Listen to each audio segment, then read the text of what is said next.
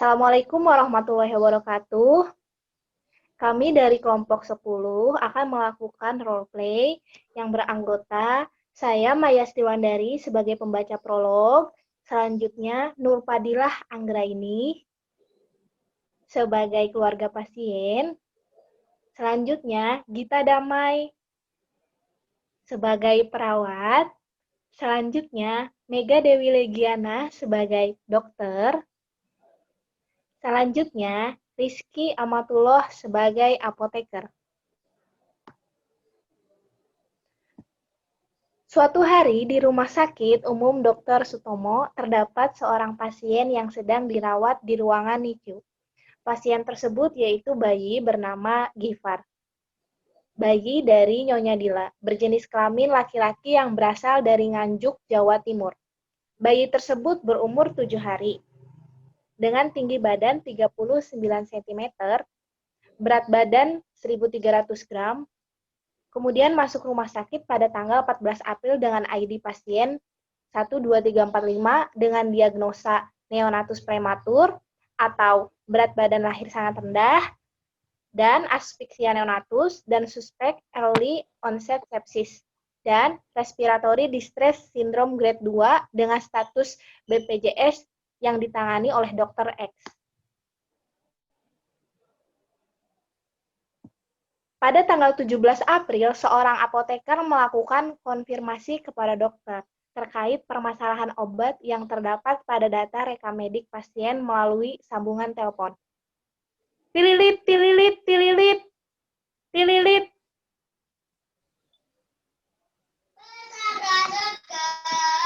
Assalamualaikum dok, selamat malam. Maaf apabila saya mengganggu waktu dokter. Ya, waalaikumsalam. Dengan siapa? Perkenalkan dok, saya Rizky Amatullah sebagai apoteker yang bertugas pada hari ini di Rumah Sakit Sutomo dok. Nah, iya, ada apa, Bu? Apakah benar ini dengan dokter X? Ya, benar. Bagaimana? Apakah benar pada tanggal 14 April terdapat pasien bernama Gifar masuk rumah sakit yang beralamat di Nganjuk, Jawa Timur dengan ID pasien 12345 adalah pasien dokter. Pasien tersebut memiliki diagnosa NP, BBLSF, aspeksia, suspek EOS, dan EDS. Apakah benar, Bu? Sebentar saya cek terlebih dahulu ya, Bu ya. Ya, baik, Dok. Oh iya, benar. Itu pasien saya. Ada apa ya, Bu? Pada data rekamedik, obat yang diberikan untuk suspek early onset sepsis adalah meropenem yang diberikan pada tanggal 14 April, sedangkan amikasin injeksi akan diberikan mulai 17 April. Apakah benar ya, Dok? Ya, benar. Pasien terdiagnosis suspek EOS, sehingga rencananya saya akan memberikan antibiotik tersebut. Apakah ada masalah, Bu? Jadi begini dok, saya hendak merekomendasikan untuk mengganti terapi meropenem dan amikasin pada hari ini dengan kombinasi ampicillin dan gentamicin sebagai first line terapi early onset sepsis. Karena menurut penelitian Dolma et al. 2018 dan Susan et al. 2017, pemberian amikasin atau meropenem dapat digunakan apabila terapi first line tersebut tidak menunjukkan perbaikan agar tidak menimbulkan resistensi, dok. Selain itu juga menurut Fitriani et 2011, penggunaan amikasi dapat meningkatkan risiko nefrotoksik, dok, pada neonatus karena tes tangannya yang panjang. Berdasarkan pertimbangan tersebut, mohon konfirmasi dokter terkait rencana terapi pasien. Selanjutnya, apakah sebaiknya tetap dengan rencana awal atau diganti saja ya, dok? Kalau seperti itu diganti saja obatnya.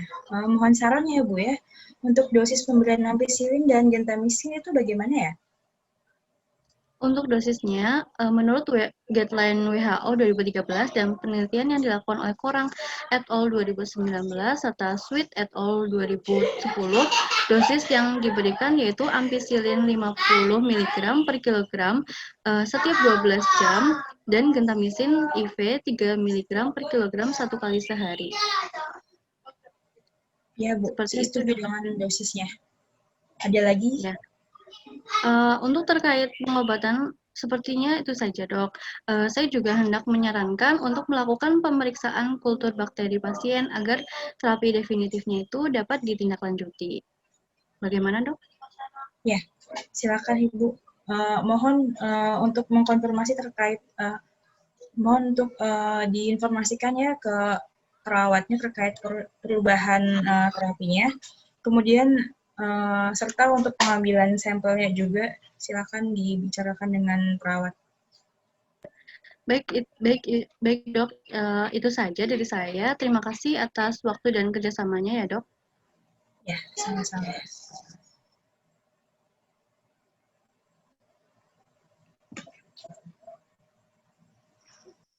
Pada tanggal 17 April di ruangan NICU, seorang apoteker akan melakukan konfirmasi kepada perawat mengenai penggantian obat untuk pasien atas persetujuan dokter.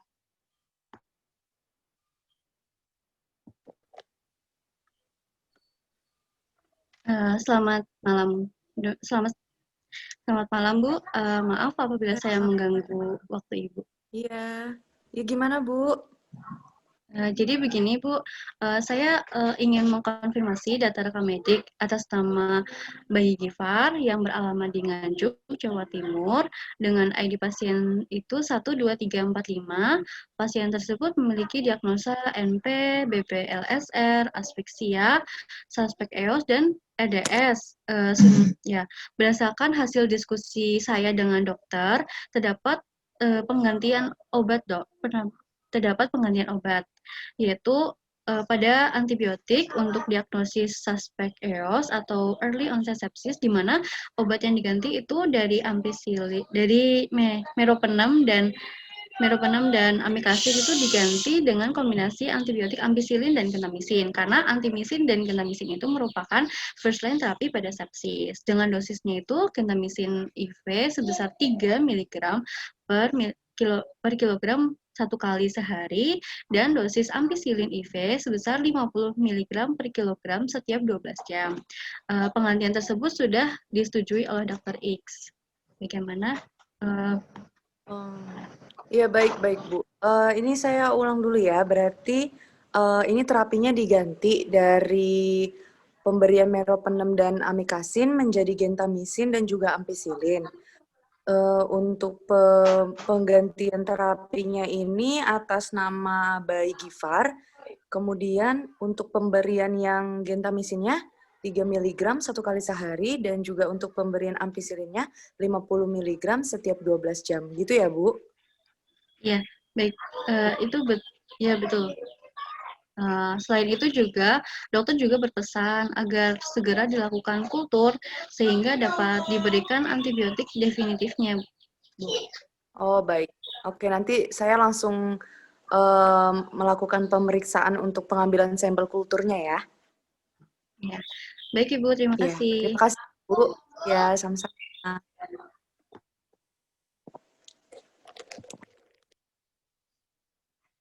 Suatu hari di ruang konseling apoteker melakukan konseling kepada ibu pasien sebelum pulang ke rumah.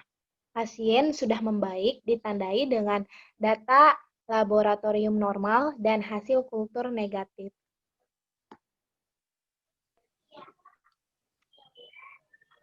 Ya. Assalamualaikum. Selamat siang, Ibu. Maaf, Ibu, itu masih unmute, Bu. Waalaikumsalam, Mbak. Ya, apakah benar ini dengan Ibu Dila, orang tua dari pasien bayi Gifar? Iya, Bu, benar sekali. Ini dengan saya sendiri. Ya, baik Ibu Dila, mohon maaf sebelumnya, apakah Ibu mempunyai waktu sekitar 5 hingga 10 menit untuk melakukan konseling? Iya, Bu, silahkan. Saya tidak buru-buru. Ya, alhamdulillah ya Bu, keadaan bayi Gifar setelah dilakukan penanganan sudah membaik dan sudah bisa pulang. Sebelumnya saya ingin bertanya Bu, apakah telah dijelaskan terkait dengan hal-hal yang harus diperhatikan Ibu untuk bayi setelah keluar dari rumah sakit, Bu?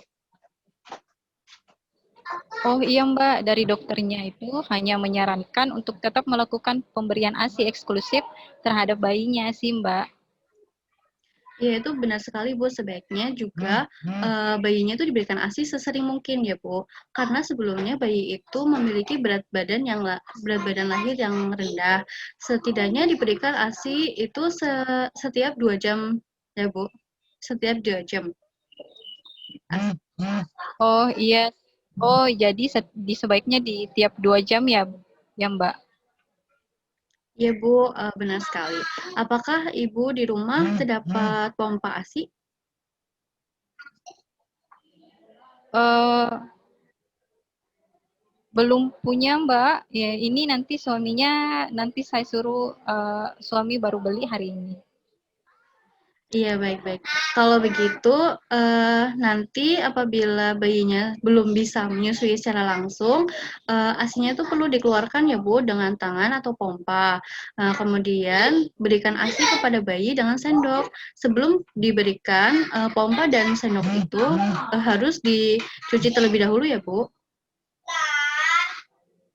Oh iya, baik Bu. Oh iya Mbak, apakah saya perlu melakukan pemeriksaan rutin untuk bayinya? Ya, perlu, Bu. Apakah di rumah mempunyai timbangan bayi atau pengukur suhu, Bu? Iya punya Mbak, ada di rumah. Ya, baik kalau begitu sebaiknya dilakukan pemeriksaan setiap hari terkait suhu, berat badan, dan nafas ya Bu. Apabila suhu bayi ibu itu di atas 30 derajat Celcius, berat badannya kurang dari 1.500 gram, dan mengalami sesak nafas, maka saya sarankan untuk bayinya segera dibawa ke dokter agar mendapatkan penanganan yang cepat. Nah, setelah keadaan bayi membaik, maka bayi dapat dibawa ke puskesmas terdekat untuk dilakukan imunisasi yang tepat. Begitu, Bu. Oh iya, baik Mbak. Terima kasih banyak atas informasinya. Ya, baik. Apakah ada yang ingin ditanyakan lagi, Bu? Tidak Mbak, Alhamdulillah saya sudah paham. Ya, alhamdulillah. Baik, Bu. Maaf sebelumnya, apakah bisa diulang penjelasan yang saya berikan tadi? Oh iya iya bisa Mbak. Nah jadinya tadi kan itu ASINya sebaiknya diberikan tiap 2 jam. Nah jika bayinya belum bisa menyusui, ASI dikeluarkan dengan tangan atau pompa. Nah itu di ASINya Hmm. diberikan bisa diberikan melalui sendok atau dot. Terus sebelum pompa atau sendok digunakan itu dicuci terlebih dahulu. Nah, jika suhu bayinya di atas 37 derajat Celcius, berat badan di bawah 1.500 gram dan mengalami nafas cepat, bayinya akan segera dibawa ke rumah sakit ya. Terus ke rumah sakit atau klinik terdekat untuk melakukan pemeriksaan lebih lanjut. Serta jika bayinya harus selalu kalau bisa diberikan imunisasi di puskesmas terdekat. Bagaimana Bu? Ya benar, Bu. Sudah tepat sekali. Semoga Ibu dan bayinya sehat-sehat selalu ya, Bu. Terima kasih atas waktunya. Ya Bu, terima kasih sama-sama.